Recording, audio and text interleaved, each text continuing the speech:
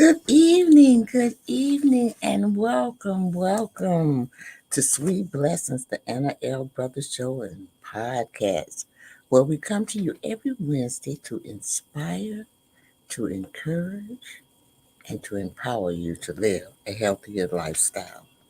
I'm Anna. I'm your host.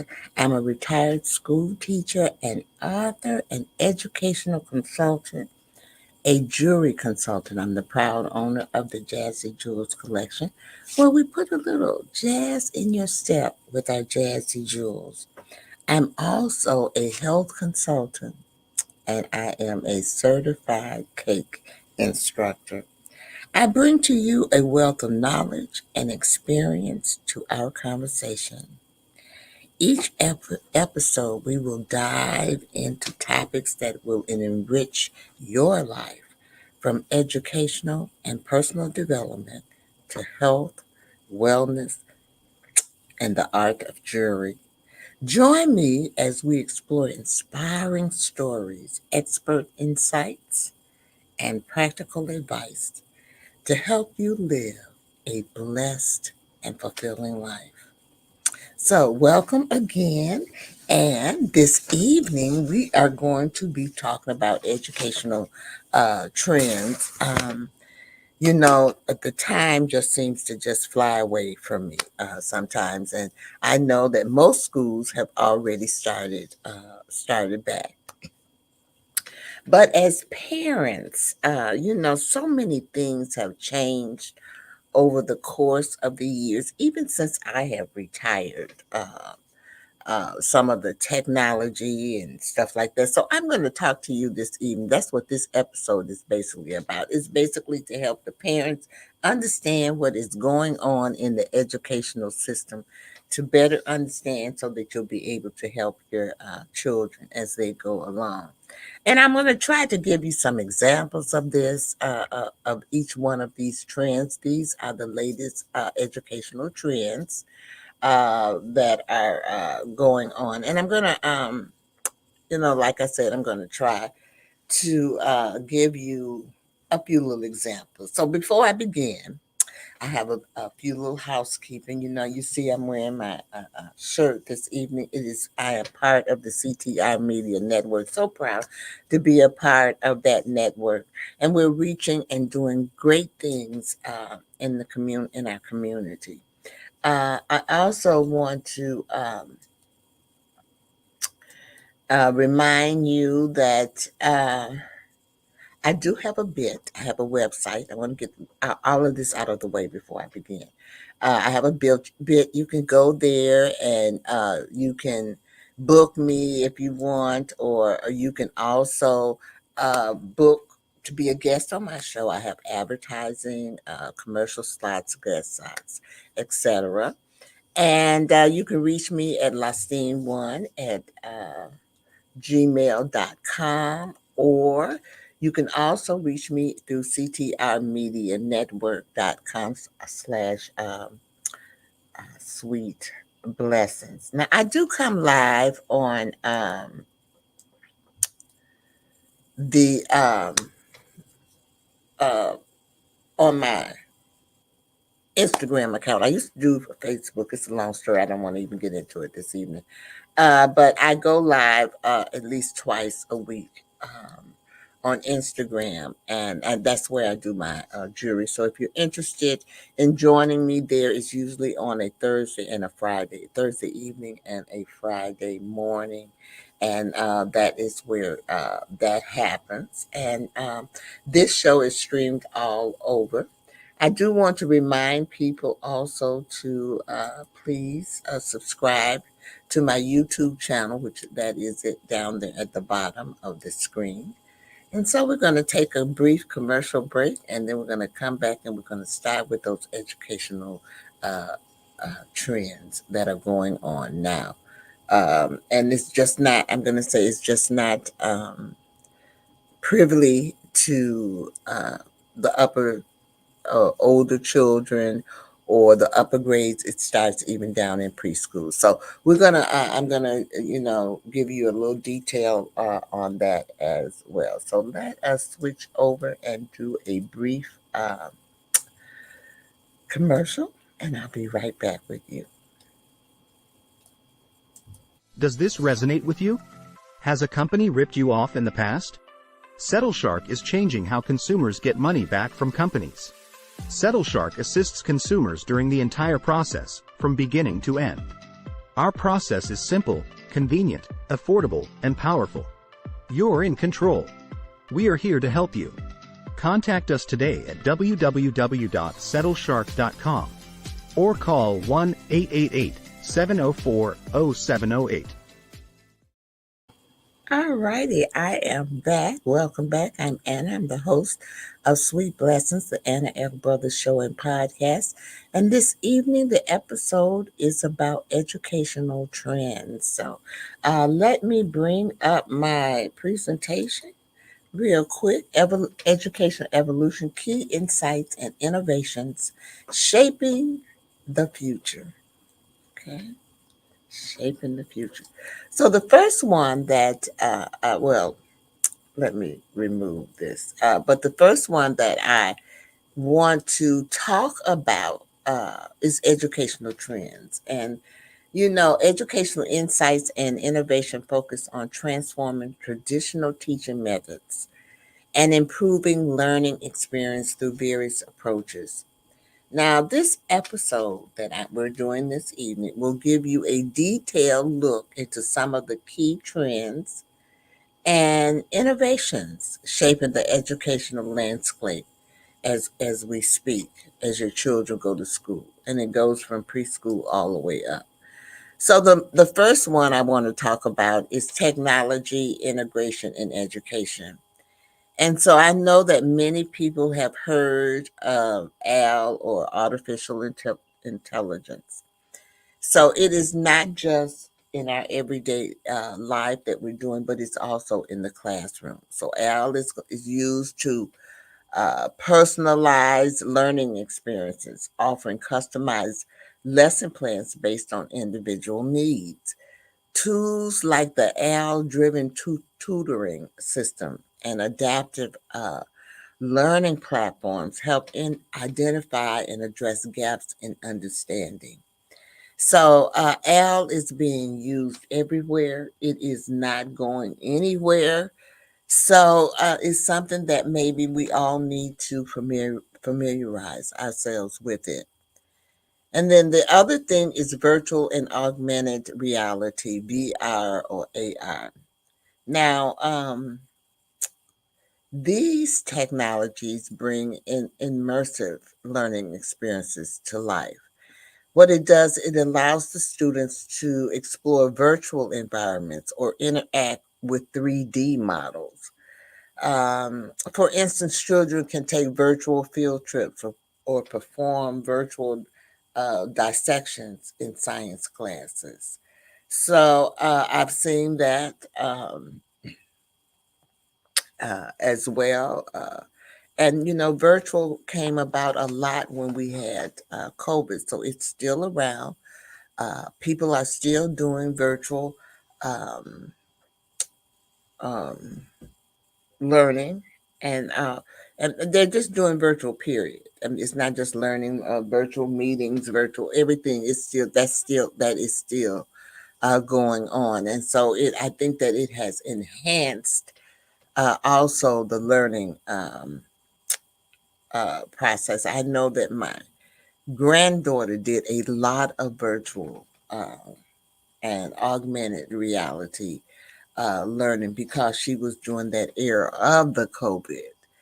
And then the next one is gamification. And that's where we have games. We incorporate game elements into learning to increase engagement and motivation. Platforms like Kahoot and Classcraft turns lessons into interactive games, making learning more enjoyable. Um, so the children can play um, with the games, and sometimes they can be self-selective games as well. Blended and hybrid learning models. Blending learning. Now, this approach combines online educational materials and opportunities for interaction online with traditional face to face classroom methods. It allows for more flexibility in how and where students learn. So I think that an example of this would be you would take your classes, the majority of your classes would be online, and then you might go into the classroom for maybe a project or something, a test or something like that. But basically, most of your things are done online. And then you have the flipped classroom, and the students learn new content at home. This is basically done at home. And often it is done through a video. And then they apply the knowledge in classroom through exercises, projects, and discussions. This model shifts from the role of the teacher from being a lecturer to that of a facilitator. And I think facilitating the learning is there's you should use both. I'm not going to say, but I lean more towards facilitate because you lean them toward the learning. But there are times when you do have to lecture. There are times where lecturing is appropriate. Okay, we're going to do one more, and then we're going to break for a commercial. So the next one is data-driven decision making. And the first one is learning analytic. So schools and educators use data analytics to track students' performance and engagement. I'm sorry. By analyzing data from assessments, online activities, and attendance, educators can identify trends, predict outcomes, and tailor interventions to support students. Now, this is done all the time. Analytics is very important. I don't care what field you're in. You need to look at your data and you need to look at your performances that you're doing because it helps you. It helps you learn what you're doing correctly and what you need help in or what you're lacking in. Um, and because I know a lot of people think that teachers are perfect, but they're not. Okay. I'm here to tell you they're not perfect. They don't know everything. I believe that teachers, the name for a teacher should be they have the access or they have the opportunity or they know how to find out information that they don't know.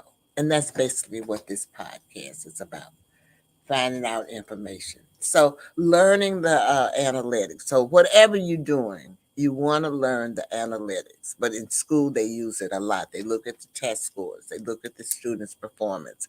They look how they're engaged, and these are things that they're assessed on.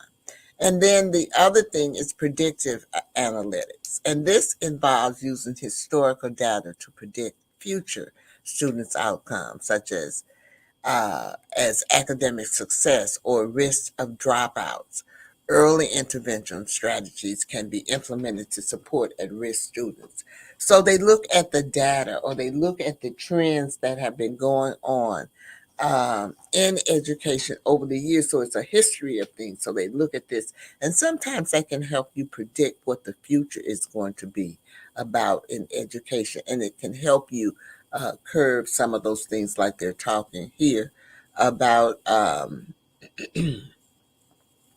risk of dropouts or those students who are having problems with academic success. So we're going to stop here and we're going to go and we're going to take a brief commercial and then we'll be right back. And when we come back, I'm going to talk about social and emotional learning. These are all, and what we're talking about this evening is the current educational trends in education. Hopefully, this will help you have a better understanding of what your children are learning and going through in their school, whether it's public school, private school, homeschool, it does not matter. These are the things, and all of these things here are being used for the betterment of your child. So let's take that brief commercial real quick, and we'll be right back. CTR Media Network is now accepting new podcasters to join our growing network that's reaching 350 million global listeners. Have you heard? CTR Media Network offers podcast production, podcast training, distribution, and product placement. Book us for your next event or schedule an interview with CTR Media Network podcasters today. To learn more, go to ctrmedianetwork.com. Hi, so if you're just tuning in, I'm Anna. I'm the host of Sweet Blessings, the Anna L. Brothers Show and Podcast. And this evening, the episode is on the current educational trends. And we just finished up on data-driven decision making. And so we're going to move on to social and emotional learning, SEL, social and emotional learning. So integrating SEL, which is what it's called, into curriculum. Schools are increasingly recognizing the importance of social emotional development in student success. So SEL focus programs focus on building skills such as emotional um, regulation, empathy, communication, and resilience. And I do know that before, this was something that was started before I left the field of teaching, before I retired. And I do remember them having programs where it would teach the children empathy, or they would give them different situations and they would have to role play it and figure out the different scenarios and what they had to do with it. So this has been going on for a while, but you will see a lot more of that. And then we have mindfulness and well-being programs. And so these here, um, what they do is they incorporate mindfulness practices and mental health support into the school day. And it helps students manage stress, improve focus. Some schools have introduced dedicated well-being curriculums or wellness centers. Now, this is probably going on more now than it was when I was, but I do remember when I went through a divorce. They had a program at the school called Rainbows, where it helped children that were going through stress or divorce or something to help. Now, most people don't think that children have problems at a young age, but they do. They have problems. Sometimes the problems of their parents is thrown off on them, and so and children have a tendency, or they, how can I say it, show their stress and emotionally different than adults. Okay, sometimes they hold it in, sometimes it's out, sometimes it's screaming and hollering. It's just different ways of doing this. So I think what they found out is that they needed programs for well-being programs, and so that came about. Now, keep in mind, remember that data I was talking about. We would not have these programs and things like that if we had not looked at the data and things which to lead up to some of these things that we do have now in the systems, most of the systems. Really, most educational systems have these, even whether it's private, public, or whatever. I'm looking at my notes here. Okay, so let's move on to project-based and experimental learning. Now, a lot of us, most of us, have heard of hands-on learning, um, and that's what project-based learning is.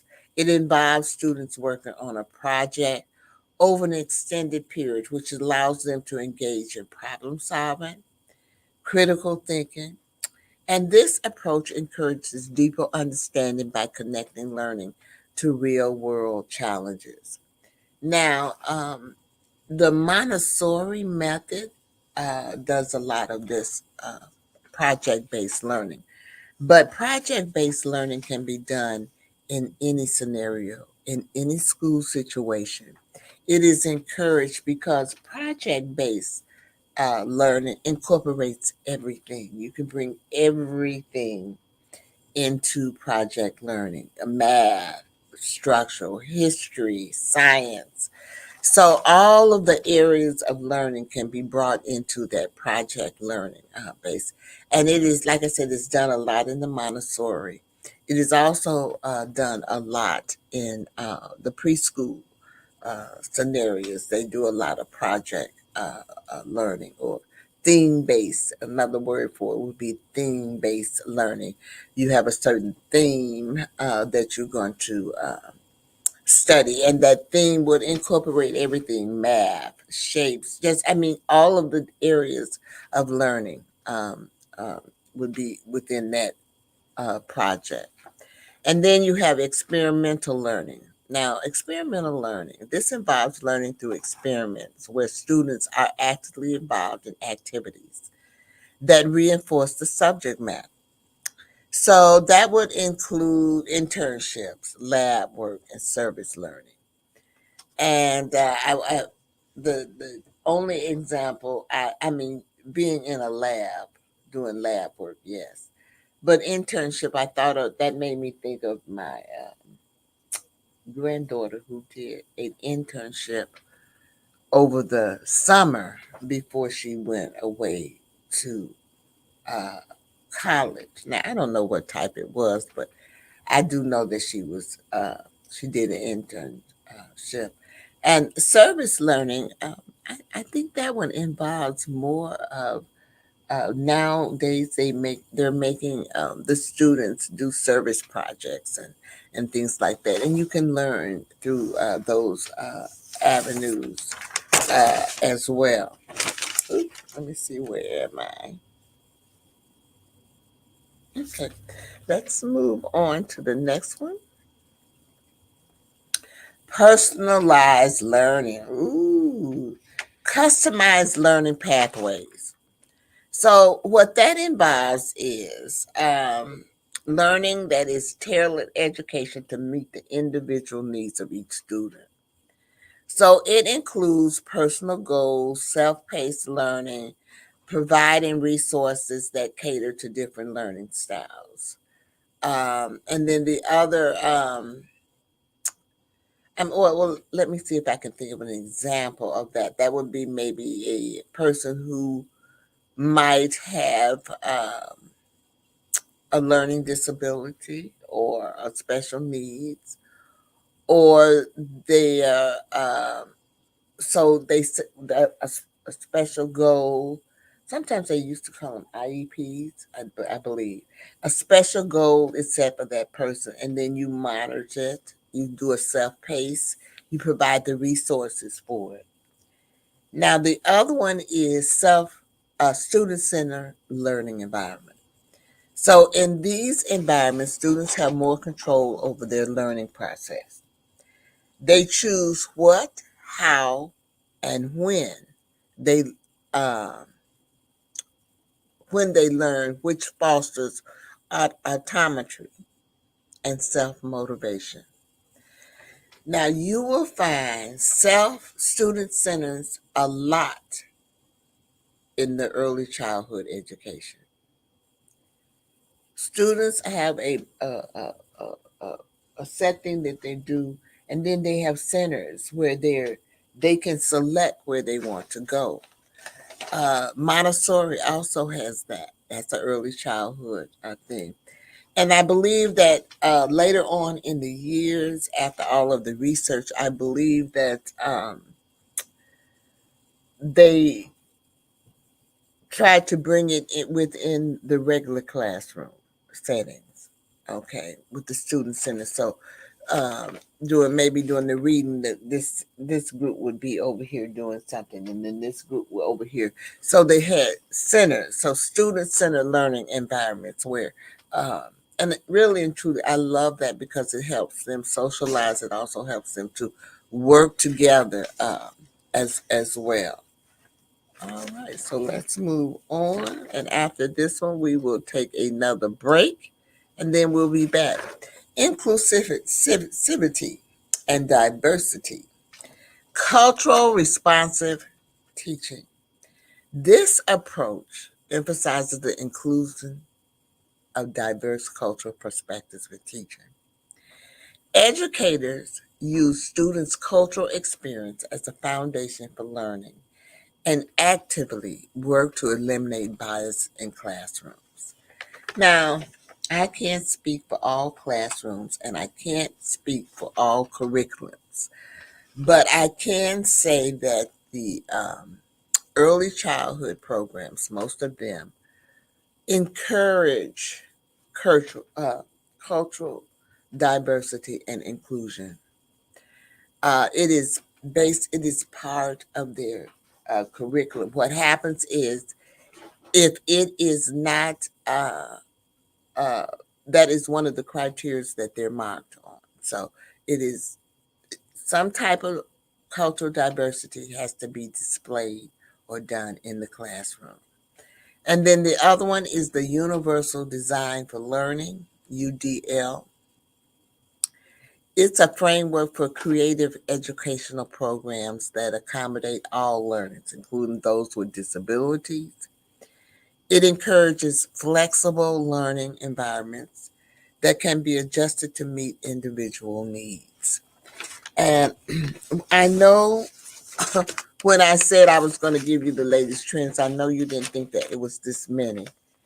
Some of them are new, some of them have been around for quite some time.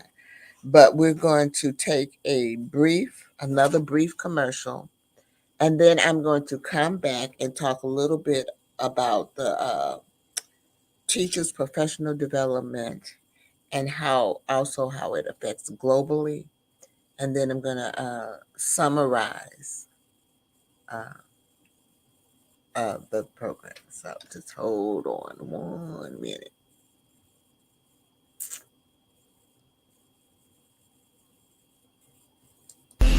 LANOROUS, yeah. GLANOROUS.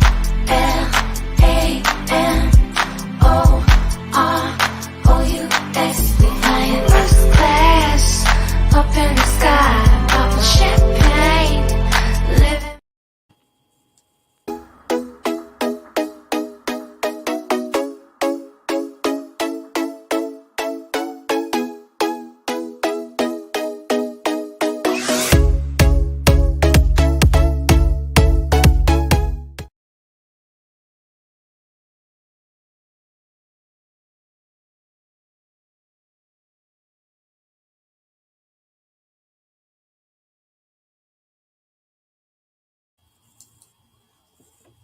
Well, we are back. Thank you.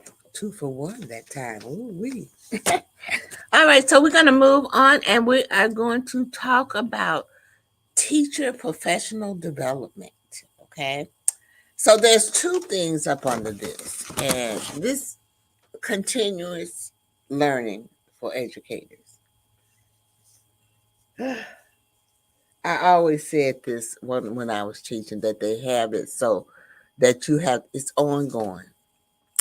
You got to keep going, and you see what I'm doing. I'm done teaching, but it's ongoing. It's a continuous learning for educators. I'm continuously learning. I'm continuously trying to make people aware and uh, educate people, spread knowledge. So professional development has evolved to include online courses, webinars, and collaborative platforms where teachers can share resources and best practices. Ongoing training is a new technology and pedagogy. I think that's what that is. It's crucial as the educational landscape evolves. Pedagogos. I think that's it. So it's ongoing, and any type of I don't care what you're in, you need PD. And I have given workshops on personal development because personal development is very important. So this is personal development in education, but personal development is personal development and it carries over and it should be ongoing. You should do some type of personal development daily.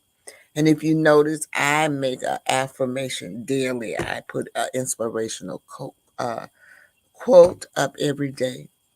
I try to do it in the morning. Sometimes I get busy and I don't get to it. It might be later on that evening or afternoon, but I try to do it and people look forward to it. I've had people say, "Oh, are you okay? I didn't see your affirmation this morning." So, you just don't. You never know how you affect someone. So, just keep that in mind. You never know when they might need you or you might need them. So coaching and mentoring. So peer coaching and mentoring programs help teachers to reflect on their practices, their experiences with new strategies, and receive feedback in a supportive environment. And coaching and mentoring is important in any environment.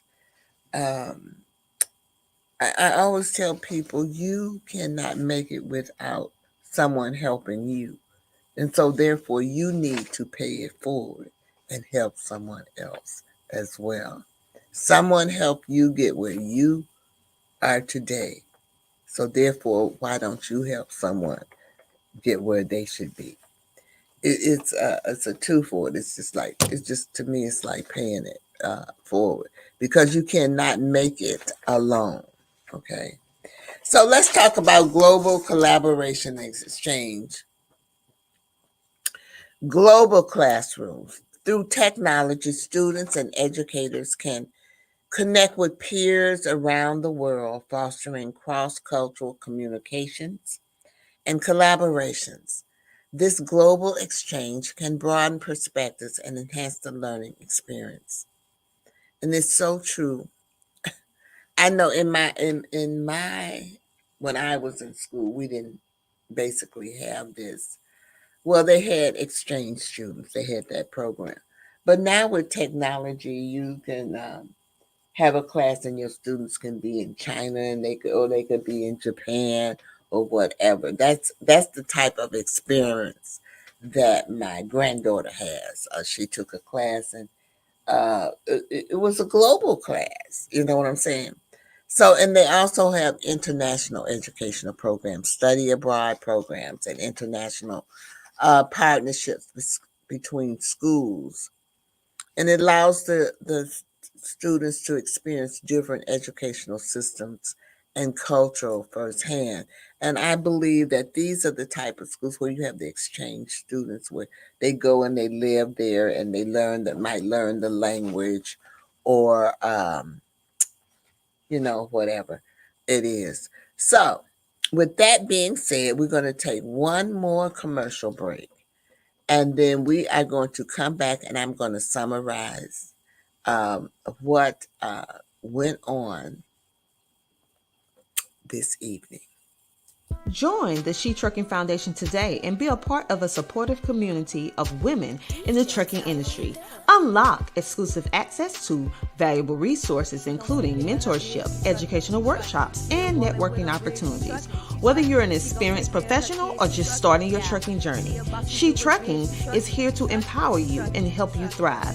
Visit www.shetrucking.com to join us and drive your trucking career to new heights. All righty, welcome back. We're at the end of the program. And so I always try to give a little summary of, what I talked about this evening.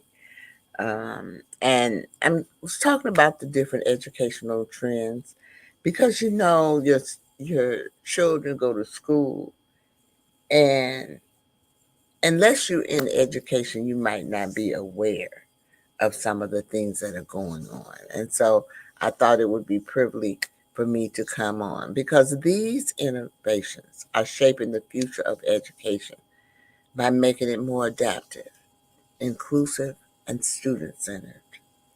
Educators who embrace these trends are better equipped to meet the diverse needs of their students and prepare them for success in a rapidly changing world.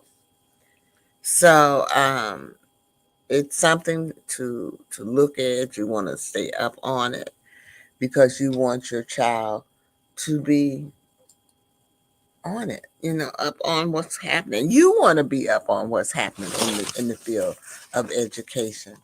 So this evening, I want to say thank you uh, for joining me this evening and spending a little time with me. Um, I always end my program with um, a few little things, so I'm going to do that now. I just want to say that I hope that in some kind of way I have inspired you. I hope that I have encouraged you. I also hope that I have empowered you to live a healthier lifestyle. Also, I always end uh, my program with what I call the 3 L's. Whatever I'm doing, I end it with the 3 L's, y'all. And that's it's 3 L's, 3 words that end with L. The first one is life. Life. Live your life. It's so important that you live your life. Life is short, so you want to live your life to the fullest.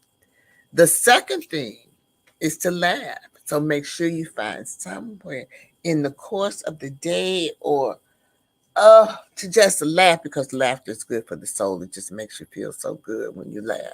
And when you make other people laugh, it makes them feel good as well.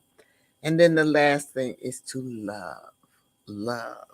And you'll always hear me say self-love or PD. You hear me say that PD. That self-love is so important. It's important that you love yourself. It took me a long time to learn that. And we need to instill that in our children at an earlier age to love yourself. Okay?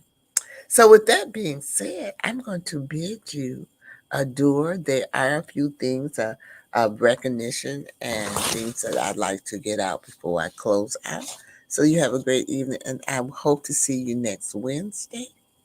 You'll see there's some upcoming events. Also, I wanted to, let's see if I can bring this up. One of my colleagues is having a summit. I believe that it is in September. It's a virtual.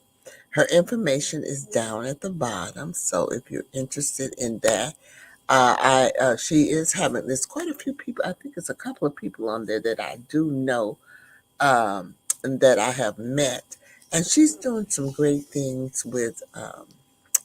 I believe it is the men that who have been incarcerated and when they get out. She has really um, a story. You should, if you get a chance, she has a podcast as well. You can listen to, her story because she truly has a story. She's a person that I would admire.